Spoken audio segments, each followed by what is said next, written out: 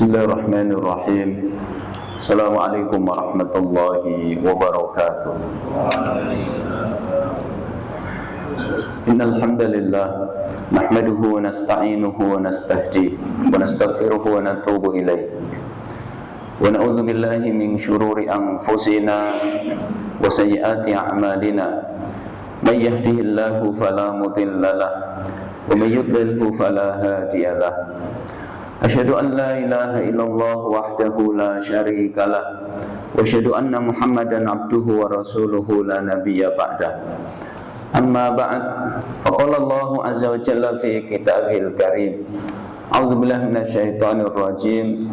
Al-akhillau yawma idzin ba'duhum li ba'din aduwwun illal muttaqin. Hadirin hadirat, Bapak Ibu, para pemirsa sekalian yang dimuliakan Allah Subhanahu wa taala. Alhamdulillah, kita bersyukur kehadirat Allah. Kita kembali dikumpulkan oleh Allah dalam kenikmatan yang begitu banyak. Nikmat iman, nikmat Islam, nikmat sholat berjamaah, nikmat duduk di majelis ilmu.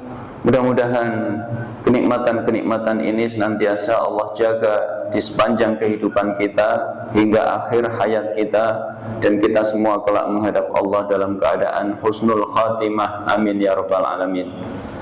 Salawat dan salam tidak lupa kita haturkan pada junjungan kita Rasulullah Muhammad sallallahu alaihi wasallam, pada keluarga, pada sahabat. Mudah-mudahan kita semuanya Allah istiqomahkan di atas sunnah-sunnah beliau hingga akhir hayat kita, dan kita semua termasuk umat beliau yang berbahagia meraih syafaat beliau kelak di hari kiamat. Jemaah dimuliakan oleh Allah, mari kita lanjutkan interaksi kita terhadap kitab Mukhtasar Minhajil Qasidin, ditulis oleh Al-Imam Ibnu Qudamah Al-Maqdisi. Kita sampai pada faslun fi bayanis sifatil masyrutah fi man takhtaru suhbatahu. Pasal tentang penjelasan sifat-sifat yang disyaratkan ada pada orang yang kita pilih menjadi kawan. Jadi apa sifat-sifat atau kriteria-kriteria pada seseorang yang kita putuskan untuk menjadi kawan kita, supaya ketika kita berkawan kita tidak terpengaruh oleh keburukan-keburukannya atau sisi-sisi negatifnya. Rawaina anin Nabi sallallahu alaihi wasallam, kami meriwayatkan dari Nabi sallallahu alaihi wasallam, annahu qala, sesungguhnya Nabi bersabda, almar'u ala dini khalilih, seseorang itu berdasarkan agama kawannya. Artinya kualitas agama kita hari ini itu sangat ditentukan oleh siapa kawan kita. Falyanzur ahadukum may yukhalil, maka hendaknya setiap kalian melihat dengan siapa dia berkawan. Maka hadis ini memberi isyarat betapa persahabatan itu sangat kuat pengaruhnya dalam kehidupan beragama kita. Kalau sahabat kita sahabat yang baik, yang saleh, yang salehah, maka insya Allah agama kita pun akan baik. Kita berkawan dengan ahli Quran, maka kita pun semangat membaca Al-Quran, semangat mempelajari Al-Quran, semangat menghafal Al-Quran. Kita berkawan dengan ahli masjid, para pengurus Masjid Al-Hidayah, maka insya Allah kita pun semangat sholat berjamaah, semangat memakmurkan rumah Allah. Kita berkawan dengan aktivis-aktivis dakwah, maka kita pun bersemangat berdakwah di jalan Allah Subhanahu wa taala.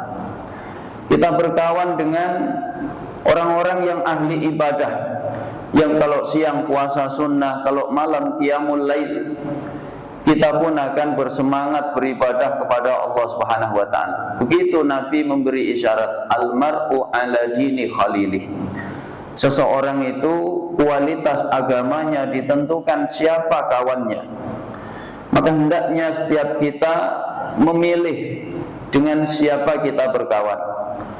Kemudian kata Imam Al-Ghazali, wa'lam annahu la yasluhu lis-suhbati kullu ahad. Ketahuilah bahwa sesungguhnya tidak setiap orang itu layak untuk dijadikan kawan. Jadi kita kalau berkawan itu harus milih-milih. Wong sekedar baju saja milih apa tidak, Pak? Kita milih. Apalagi kalau ibu-ibu belanja, itu kalau milih baju, milih gamis, lama pas bentar, Pak. Maka suami harus sabar ketika mendampingi istrinya belanja. Wanita itu beda dengan laki-laki. Laki-laki masuk ke toko itu nawaitunya jelas. Yang dicari baju, maka dia masuk ke bagian baju. Pilih 5 menit, 10 menit, ya cocok, bayar, pulang. Itu laki-laki. Tapi wanita tidak seperti itu. Yang dicari gamis, dia masuk ke toko tidak langsung ke bagian gamis, tapi masuk ke bagian sepatu dulu. Nanti masuk ke bagian jilbab. Pulangnya tidak bawa gamis tapi bawa sendal. Itulah wanita, ya. Jadi urusan pakaian saja kita begitu selektif. Harus pilih yang betul-betul cocok. Warnanya cocok, jenis kainnya cocok, modelnya cocok. Padahal ini sekedar urusan dunia. Maka memilih kawan itu harus lebih selektif, karena dia tidak cuma menyangkut urusan dunia kita, tapi dia menyangkut urusan agama kita. Agama akan baik kalau kawan kita baik. Jadi ini soal dunia akhirat. Maka jemaah yang dimuliakan oleh Allah, orang-orang yang di dunia berkawan tidak dengan kawan yang baik, maka berujung penyesalan kelak di hari kiamat. Al-akhillau yawma idzin ba'duhum li ba'din aduwwun illal muttaqin. Para orang-orang yang berkawan, ya, atau sahabat-sahabat dekat ketika di dunia, pada hari kiamat nanti sebagian menjadi musuh bagi sebagian yang lainnya. Kecuali siapa? Al-muttaqin, orang-orang yang bertakwa. Jadi persahabatan yang tidak dibangun di atas ketakwaan itu sering berakhir dengan permusuhan kelak di hari kiamat. Makanya kalau kita memilih kawan itu harus selektif. Harus ada sifat-sifat yang baik pada diri orang yang kita pilih menjadi kawan. Wala budda ayyatamayyazal mashubu bi sifatin wa khisalin yarghabu bisababiha fi suhbatih. Wajib orang yang kita jadikan sebagai kawan itu memiliki sifat-sifat yang khusus yang mendorong kita untuk berkawan dengannya. Jadi nggak asal pilih ketemu orang di jalan lalu jadi kawan akrab. Tidak seperti itu prinsip persahabatan dalam Islam. Wa nashtaritu tilkal khisala bihasabil fawaid al-matlubah minas suhbah. Dan kami membuat syarat dalam masalah mencari sahabat itu berdasarkan fawaid, faidah-faidah, tujuan-tujuan yang kita cari. Wahia imma dunyawiyah, ada kalanya sifatnya duniawi, kal intifa' bil mali wal jah, seperti mengambil manfaat dengan harta ataupun kedudukan. Jadi berkawan itu ada tujuan-tujuan spesifik. Ada kalanya tujuannya duniawi, seperti berkawan dengan orang yang memiliki harta yang banyak. Pokoknya kalau kawan dengan dia, itu insya Allah nggak lapar. Kalau makan ngajak-ngajak. Udah makan siang belum? Ya. Belum. Ayo kita cari warung Padang.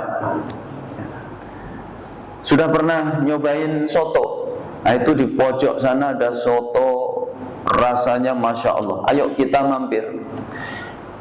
Ini manfaat dari sisi duniawi, dari sisi harta.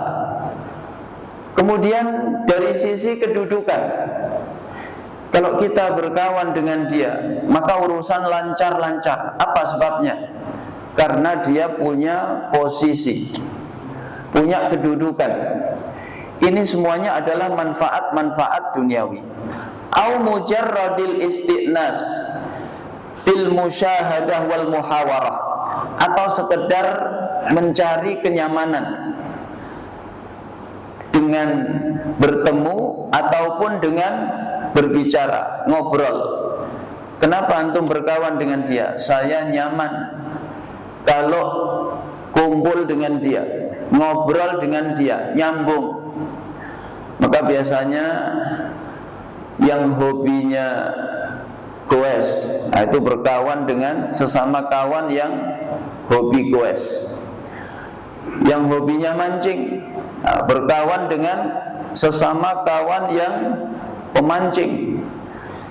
Ketika ketemu dengan mereka, hati nyaman, pikiran tenang, ngobrol nyambung. Ini manfaat yang sifatnya duniawi. Maka penting kita itu menjaga kenyamanan di lingkungan dakwah kita. Kenapa orang bisa berkawan dengan pemancing, dengan tukang goes? Apa sebabnya? Nyaman. Maka kenapa kita tidak hadirkan kenyamanan ini di lingkungan dakwah kita? Hadirkan kenyamanan di masjid, hadirkan kenyamanan di majelis taklim. Ini penting. Orang bisa hadir, bisa istiqomah itu kalau hatinya nyaman. Tapi kalau hatinya tidak nyaman, maka dia tidak bisa istiqomah memakmurkan masjid, istiqomah duduk di majelis ilmu. Saya kasih gambaran atau perbandingan. Kenapa orang bisa lama-lama di kafe, di resto? Karena pelayannya itu ramah apa galak, Pak? Ramah. Baru datang sudah disambut, disuruh pilih menu, ya. Tempatnya nyaman, fasilitas wifi gratis, mau pilih menu apapun ada, pelayannya ramah-ramah, meskipun ujungnya bayar. Maka resto ramai, kafe ramai. Apa sebabnya? Orang yang datang ke situ merasa nyaman. Maka penting kita menghadirkan kenyamanan di lingkungan dakwah kita. Saya belum lama ke Masjid Sejuta Pemuda. Itu di mana, Pak? Daerah Sukabumi sana. Saya penasaran, kenapa masjid ini viral sekali, yang jamaah banyak, dan yang jamaah di sana anak-anak muda, anak-anak remaja, yang biasanya agak susah diajak ke masjid. Tapi kenapa di masjid ini mereka semangat? Rupanya menghadirkan kenyamanan yang luar biasa. Kita baru datang, disambut, disuguhi kopi, tinggal pilih mau yang dingin atau yang panas. Kemudian disuguhi pemandangan yang indah, view-nya itu gunung, sawah. Kalau kita duduk di situ betah berlama-lama. Sudah begitu takmirnya ramah-ramah. Kita ditanya, "Bapak dari mana? Dalam rangka apa?" Maka di masjid itu yang biasanya orang habis sholat langsung pergi, tapi di masjid itu tidak. Habis sholat diajak tadarus, ya, bersama-sama. Pokoknya one day one juz. Satu hari itu satu juz. Setiap selesai waktu sholat mereka tadarus 2 lembar. Jadi sehari 1 juz. Ini penting, menghadirkan kenyamanan. Karena salah satu prinsip bergaul atau berkawan itu adalah mencari yang nyaman. Dan ini salah satu prinsip yang sifatnya duniawi. Meskipun kata Imam Ghazali, walaysa dzalika gharadana, bukan itu yang kami maksudkan. Karena tujuan bersahabat yang dimaksud oleh Imam Al-Ghazali adalah persahabatan yang bersifat agama. Makanya tujuan yang kedua, wa imma diniyah, ada kalanya bersahabat itu karena agama. Wa tajtami'u fiha aghradun mukhtalifah. Ketika memilih kawan karena agama, maka tujuannya pun bermacam-macam. Minha al-istifadatu bil ilmi wal amal. Yang pertama karena ingin mencari faidah dari sisi ilmu dan amal. Saya kalau dekat dengan dia, saya dapat banyak ilmu. Saya jadi tahu apa itu rukun-rukun sholat. Saya jadi tahu apa itu perkara-perkara yang membatalkan sholat. Saya jadi faham apa sunnah-sunnah dalam sholat. Saya kalau berkawan dengan dia, saya jadi semangat membaca Al-Quran. Saya setiap kali ketemu dia, saya semangat qiyamul lail. Ini tujuan pertama. Wa minha al-istifadatu minal jahi tahsinan min idza'i man yukaddirul qalba wa yasuddu anil ibadah. Kemudian tujuan yang kedua, mengambil faidah dari sisi kedudukan. Jadi kadang kedudukan, pangkat, jabatan itu ada manfaatnya dalam agama. Makanya pada pembahasan sebelumnya dijelaskan seseorang itu boleh mencari kedudukan kalau dalam rangka memperjuangkan agama Allah Subhanahu wa taala. Ya. Maka kita berkawan dari sisi agama, itu diantara pertimbangannya adalah jabatan. Saya kalau berkawan dengan dia karena dia pejabat, maka saya terlindungi dari orang-orang jahat yang membuat hati menjadi kotor, membuat kita terhalang dari ibadah kepada Allah Subhanahu wa taala. Ya. Makanya dalam dakwah itu penting kita merangkul orang-orang lindungi, tidak dipersekusi.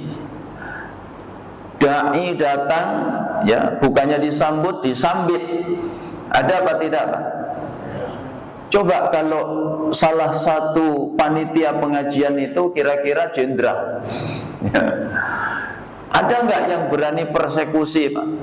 Nggak ada, ya. Maka ini salah satu tujuan persahabatan dari sisi agama, berkawan dengan orang yang punya kedudukan sehingga agama ini terlindungi, ibadah bisa terlaksana, tidak ada gangguan. Mengapa? Karena kawannya adalah orang-orang yang punya kedudukan. Wa minha al-istifadah minal mal lil iktifai bihi an tadyi'il awqat fi talabil qut. Di antara tujuan bersahabat ya dari sisi agama yaitu mengambil faedah dari sisi harta supaya mencukupkan diri dengannya, tidak perlu membuang-buang waktu untuk sekedar mencari makan. Dan ini dilakukan oleh ulama-ulama kita. Ulama itu saling menguatkan satu sama lain. Yang punya ekonomi bagus membantu ulama yang ekonominya tidak terlalu bagus. Maka ada kisah persahabatan dari dua ulama besar yang sezaman tapi beda negara. Yang satu dari Mesir, yang satu dari Madinah. Yang dari Mesir namanya Imam Laits bin Sa'ad. Imam Laits bin Sa'ad ini ulama besar, sampai kata Imam Asy-Syafi'i rahimahullah, kana Laits ibnu Sa'ad afqaha min Malik. Sebenarnya Imam Laits bin Sa'ad itu lebih ahli fikih dibandingkan Imam Malik. Padahal Imam Malik ini gurunya Imam Syafi'i. Tapi sang murid faham Imam Laits ini lebih faqih, lebih ahli fikih dibanding Imam Malik. Tapi kenapa mazhabnya tidak populer? Karena murid-muridnya tidak membukukan mazhab gurunya, makanya punah. Beda dengan mazhab Maliki, murid-muridnya solid membukukan mazhab gurunya, makanya sampai sekarang masih eksis. Nah, jemaah yang dimuliakan oleh Allah, ada kisah yang menarik tentang persahabatan keduanya. Imam Laits bin Sa'ad ini sejak kecil sudah kaya raya, lahir dari keluarga kaya raya. Beliau mewarisi harta kekayaan ayahnya. Ayahnya itu punya bisnis besar yang omsetnya dalam setahun itu triliunan rupiah kalau diukur dengan rupiah. Sedangkan Imam Malik ya, ini tidak seperti Imam Laits bin Sa'ad. Beliau dari keluarga yang kekurangan. Maka di saat umur Imam Laits bin Sa'ad sekitar 20 tahun, beliau pergi berhaji ya ke Baitullah. Nah, bertemulah dengan Imam Malik. Maka terjadi persahabatan yang erat di antara keduanya.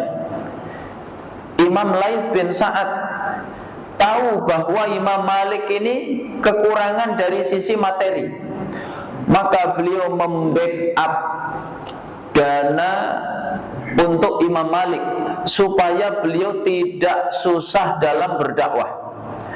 Ya, karena dai, ya, ulama itu waktunya habis untuk berdakwah, nggak sempat jualan, nggak sempat buka toko, ya, nggak sempat jualan online. Habis waktunya untuk ilmu.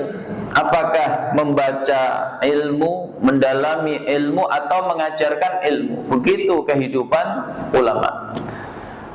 Imam Laits bin Sa'ad setiap tahun mengirimkan 100 dinar.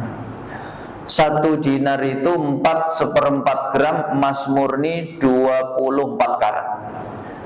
Jadi kalau emas kemarin tembus 3 juta, berarti 1 dinar berapa, Pak? Berapa itu? Ya. Sekitar 12.750.000 rupiah. Itu baru 1 dinar. Kali 100. Nah, berapa itu, Pak? Ya, sekitar 1,2 M, ya, lebih sedikit. Ini setiap tahun diberikan oleh Imam Laits bin Sa'ad kepada Imam Malik untuk membackup dananya.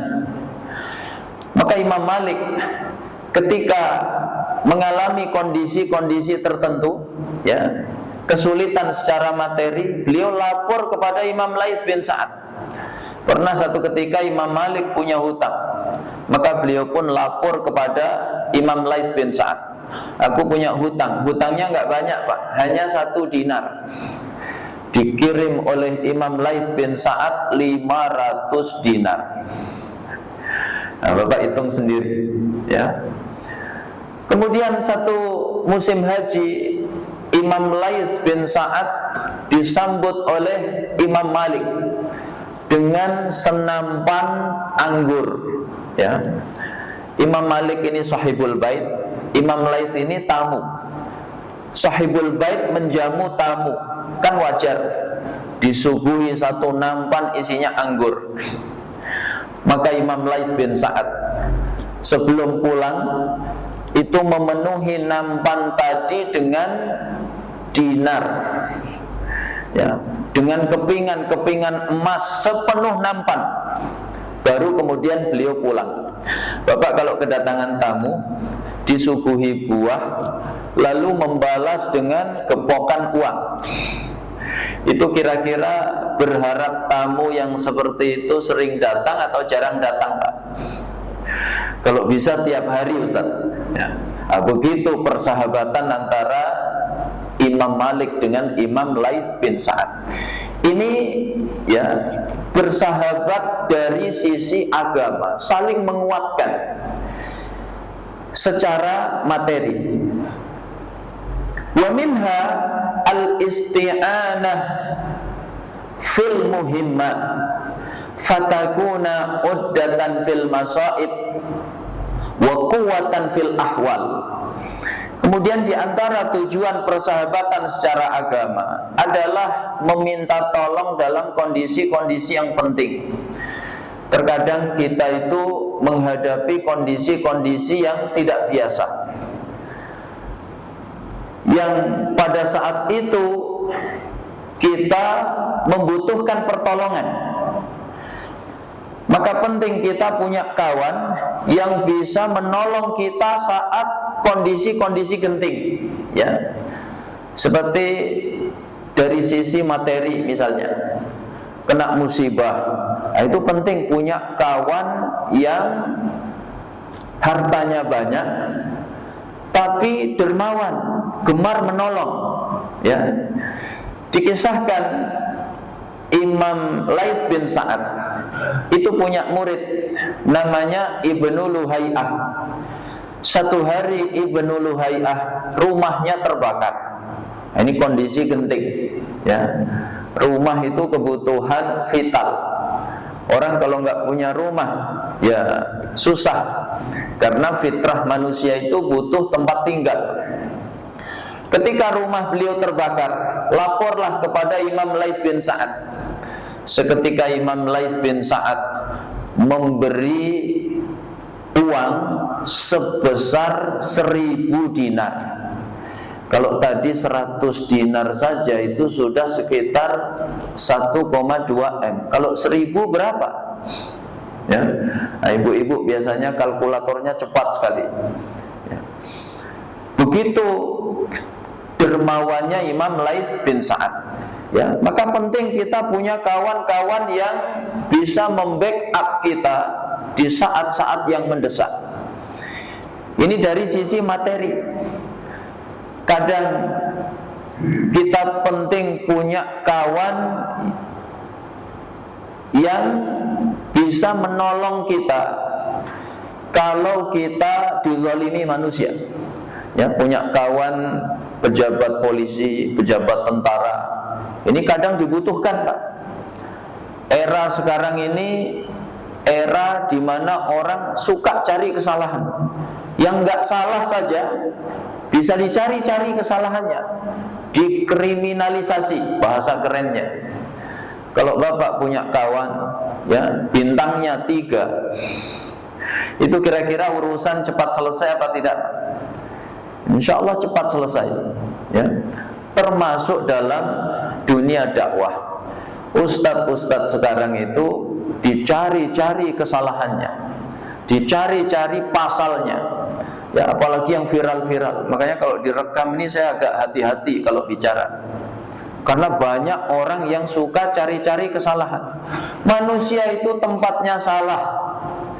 Nabi menegaskan dalam hadisnya, kullu bani Adam khatta'un.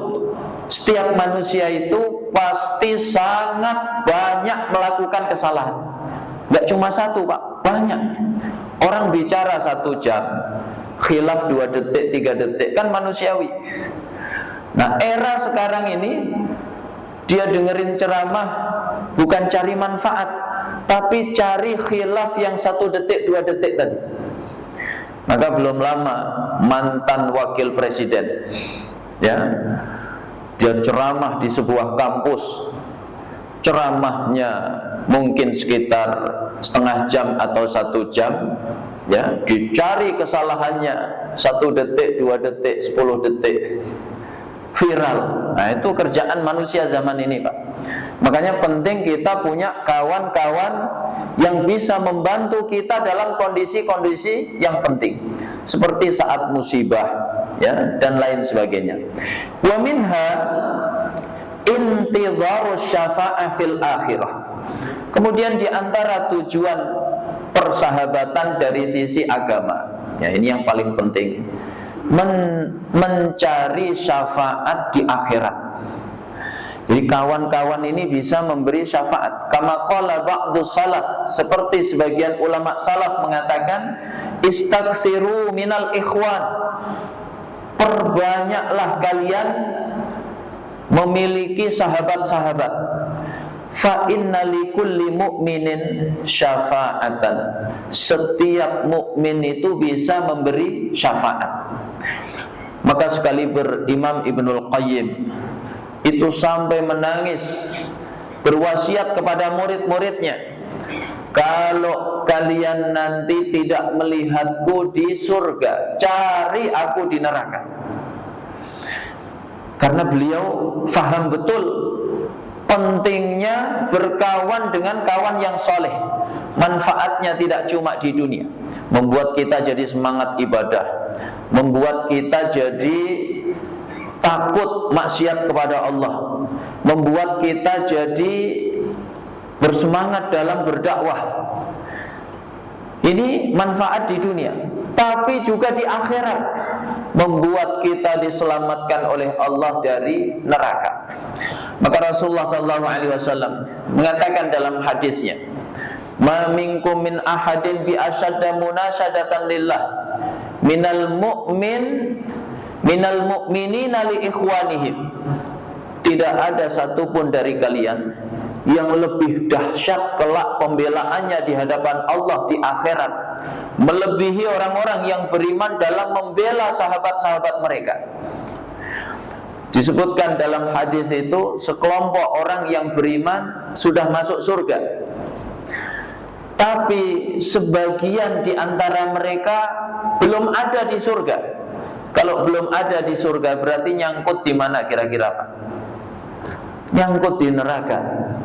Maka orang-orang yang beriman ini mencari saudara-saudara mereka. Mana si fulan, mana si fulanah. Begitu tidak ada, mereka mengadu ke hadapan Allah, Rabbana haula'i ikhwanuna. Ya Allah, mereka itu si fulan, si fulanah, saudara-saudara kami ketika di dunia. Kanu yusalluna ma'ana wa yasumuna ma'ana wa yahujjuna ma'ana. Dulu kami di dunia sholat bersama, kami puasa bersama, kami haji bersama, kami amar ma'ruf nahi mungkar bersama, kami mendakwahkan agamamu ini bersama-sama. Ya Allah, ya Allah, tidak sempurna nikmat kami hari ini kecuali saudara-saudara kami itu hadir bersama kami. Maka Allah mengabulkan permohonan ahli surga. Kata Allah, idhabu, pergilah kalian. Faman wajadtum fi qalbihi mithqalu dzarratin min iman fa akhrijuhu minan nar. Siapapun kawan kalian yang di hatinya ada iman meskipun hanya sebiji zarrah, keluarkan dari neraka. Maka diselamatkan manusia dari neraka melalui syafaat kawan-kawan mereka yang saleh, yang salehah. Peristiwa ini membuat orang-orang kafir di neraka cemburu. Kecemburuan mereka diabadikan dalam Al-Quran. Fama lana min syafi'in wala sadiqin hamid falau anna lana karratan fanakuna minal mu'minin. Ya Allah, celaka kami. Kami tidak punya kawan yang bisa memberi syafaat. Kami tidak punya kawan-kawan dekat. Ya Allah, kalau Engkau kembalikan kami ke dunia, pasti kami berkawan bersama orang-orang yang beriman. Makanya alhamdulillah Bapak Ibu, ya, tinggal di komplek yang nyaman, lingkungannya baik, kawan-kawannya soleh-solehah. Maka jaga kawan yang seperti ini. Ini manfaatnya dunia akhirat, ya. Kemudian jamaah yang dimuliakan oleh Allah, fahadhihi fawaid tastad'i kullu faidatin syurutan la tahsulu illa biha. Maka faidah-faidah ini menuntut, ya, syarat-syarat yang tidak mungkin faidah itu tercapai kecuali syarat-syarat tersebut terpenuhi. Wa fil jumlah fayambagi ayyakuna fi man tu'athiru suhbatahu khamsu khisalin. Maka secara keseluruhan, ya, wajib ketika kita memilih kawan, memutuskan seseorang menjadi kawan kita, itu hendaknya ada pada dirinya 5 perkara. Pertama, ayyakuna aqilan husnal khuluq ghaira fasiqin wala mubtadi'in wala harisin ala dunya. Yang pertama, kita cari kawan itu yang berakal, akhlaknya baik, tidak fasik, tidak ahli bid'ah, tidak pula rakus terhadap dunia. Jadi banyak kriteria memilih kawan, ya. Dia berakal, dia akhlaknya baik, dia tidak fasik, tidak ahli bid'ah, tidak rakus dengan dunia. Mengapa kriterianya harus seperti itu? Kata Imam Ghazali, amal aqlu, adapun soal akal. Kenapa kita cari kawan harus yang berakal? Fahuwa ra'sul mal, itu intinya perkara. Ibarat harta itu modalnya. Wala khaira fi suhbatil ahmaqi, tidak ada kebaikan sedikit pun berkawan dengan orang yang ahmak. Yang ahmak ini kalau diterjemahkan agak kasar, Pak. Mohon maaf, ya. Kalau diterjemahkan dungu. Gak ada manfaatnya berkawan dengan orang yang dungu. Apa sebabnya? Li'annahu yuridu ayyang fa'aka fayadurraka. Ada kalanya dia niatnya baik, memberi manfaat kepada kita, tapi karena ahmak, dungu, akhirnya malah mencelakakan kita. Bapak berkawan dengan orang yang, ya, agak error, niatnya dia baik. Ada burung hinggap di mobil Bapak, niatnya dia ngusir, tapi pakai batu, Pak. Memang burungnya pergi, tapi mobil penyok, ya, tapi nyamuk. Kawan ini niatnya baik, mengusir nyamuk, tapi pakai sapu. Maka yang ada muka kotor semua, ya. Makanya tidak ada kebaikan sedikit pun berkawan dengan orang yang ahmak. Wa na'ni bil aqil, kata Imam Ghazali, yang kami maksud dengan orang yang berakal itu seperti apa? Alladzi yafhamul umura ala ma hiya alaih, yang memahami perkara itu dengan sendirinya. Dia paham etika-etika persahabatan.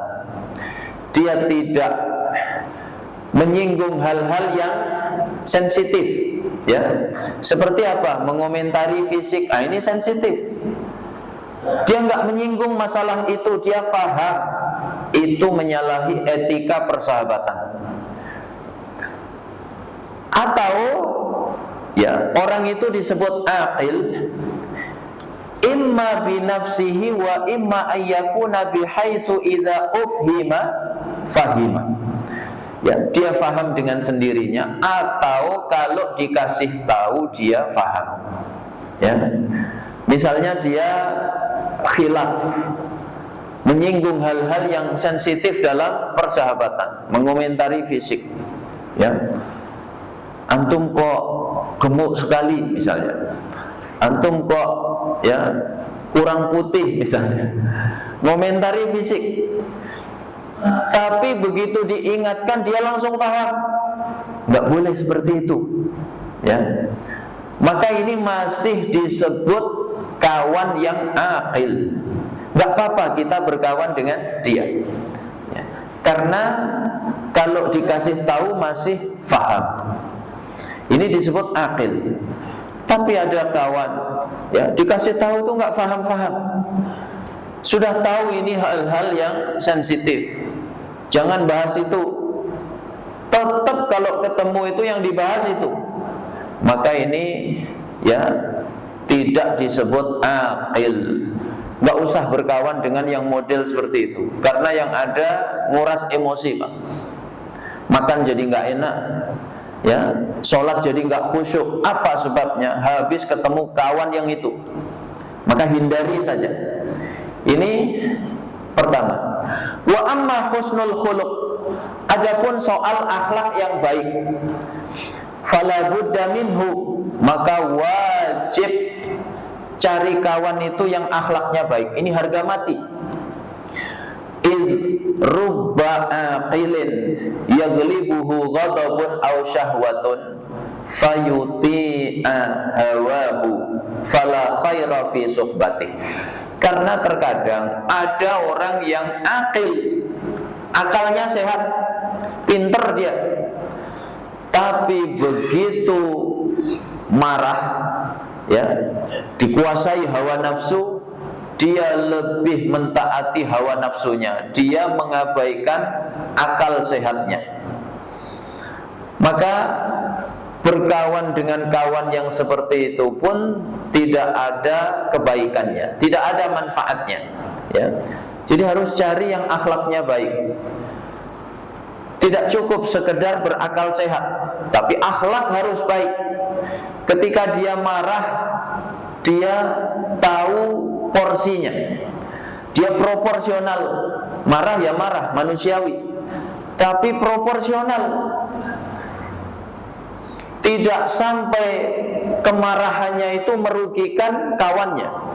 Kadang ada orang yang kalau marah itu tidak proporsional. Semua yang ada di sekitarnya kena imbasnya. Dia marahnya sama siapa? Ya, marah di tempat kerja, tapi terbawa sampai rumah. Istrinya ya kena dampaknya, anaknya nangis semua kena dampaknya. Kawan-kawannya dibentak-bentak semuanya, padahal nggak tahu menahu urusan dia.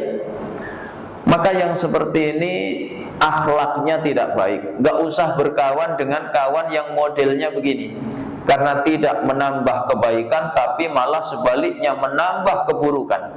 Ya, berkawan, tapi ujung-ujungnya kelahi, ujung-ujungnya pukul-pukulan, ya, saling caci mencaci. Maka tidak ada kebaikannya, tinggalkan.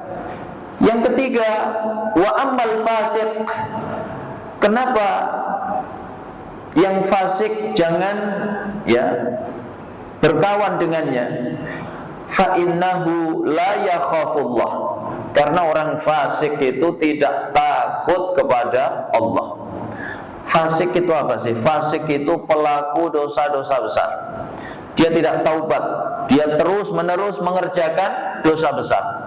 Memang statusnya masih muslim, tapi pelaku dosa besar. Dia minum khamr, dia judi online, ya, dia zina, dan enggak taubat-taubat, dilakukan terus-menerus. Orang seperti itu fasik, enggak takut kepada Allah. nggak usah berkawan dengannya. Apa sebabnya?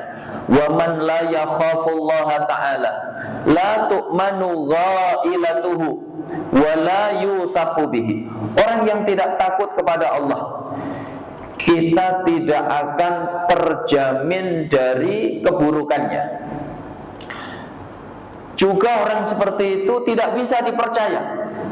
Kalau sama Allah dia berani, apalagi sekedar sama kawan, ya.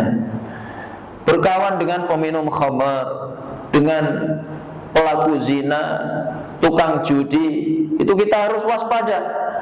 Karena mereka ini sama Allah saja nggak takut, aturannya diterjang, apalagi sekedar aturan kita. Ya, Bapak misalnya kasih tahu, kamu kalau datang ke rumahku cuma boleh masuk ke ruang tamu, nggak boleh nyelonong ke dalam-dalam. Kalau aturan Allah saja dia terjang, apalagi cuma aturan kita. Ya, masuk nggak salam langsung nyelonong ke kamar, ke dapur, ke kamar mandi.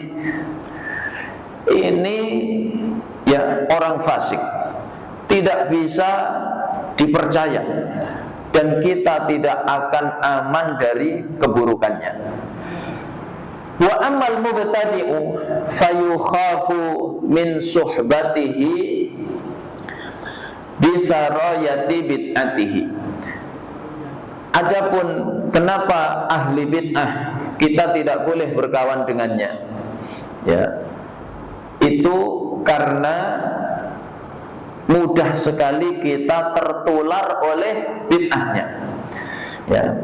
Maka dulu ada orang jadi khawarij, mudah mengkafirkan kaum muslimin. Apa sebabnya? Berkawan dengan khawarij.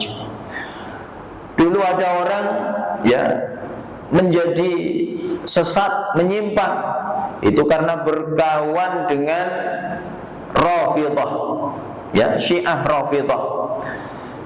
Kemudian ada ya orang bahkan terjatuh dalam kekufuran, itu disebabkan salah di dalam memilih kawan. Maka pernah saya kisahkan di sini bagaimana Uqbah bin Abi Mu'ayth, dia kembali kufur itu disebabkan salah dalam memilih kawan. Dia sudah ikrarkan syahadat di depan Nabi, tapi kemudian diceramahi kawannya, namanya Ubay bin Khalaf. Laqad sabaqta, kamu sudah murtad, aku tidak mau berkawan denganmu.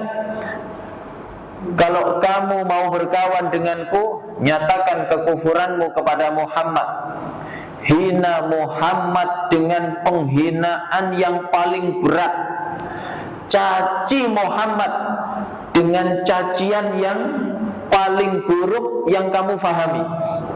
Akhirnya dia mengikuti saran kawannya. Dia nyatakan kekufurannya kepada Nabi, dia hina Nabi, dia caci maki Nabi, bahkan dia ludahi wajah Nabi. Maka kata Nabi,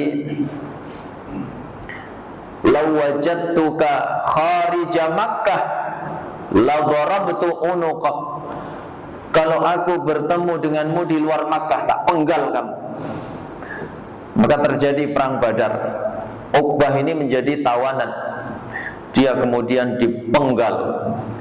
Maka Allah turunkan ayat yang mengabadikan penyesalannya Uqbah, yaitu di surat Al-Furqan ayat 27, 28, 29. Wa yawma ya'abdul zalimu ala yadayhi yaqulu ya laitani ittakhadtu ma'ar rasuli sabila ya wailata laitani lam attakhidh fulanan khalila laqad adallani 'ani dzikri ba'da idz ja'ani wa kana asyaitanu lil insani khadzula.